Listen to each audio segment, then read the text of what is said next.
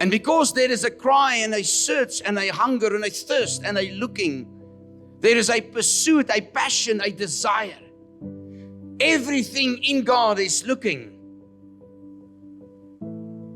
and is seeking. To a man and a woman that has an equal desire, an equal thirst for the living God. And because there is the seeking inside God, the voice of the Lord is going forth.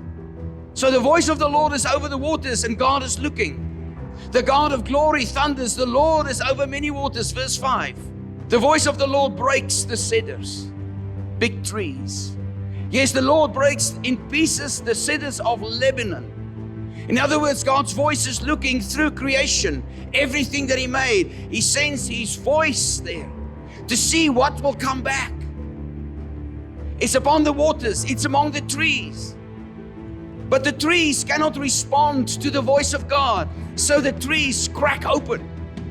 The waters cannot respond to the voice of God. They just keep on moving. Verse 7, 8 and 9. The voice of the Lord divides the flames of fire. The fire cannot speak back. Verse 8. The voice of the Lord shakes the wilderness. Look what the voice of God does. When it goes into the wilderness, it shakes the wilderness, looking for something. The voice of God is looking for a resting place, but it cannot rest inside. Even all the wonder and the glory that He has made in creation, there is nothing in the universe that can absorb the majesty of His voice. And as it goes through the desert, the voice cannot find. The voice of God does not find a resting place in the desert. The Lord shakes the wilderness of Kadesh. The wilderness is shaking. Look now, verse 9. And now God's voice goes to a living creature. The voice of the Lord makes the deer give birth. When the voice of God comes to the deer, all that the deer can do is do a deer thing. That means give birth to more of the life of the deer. But the deer cannot resonate the life of God.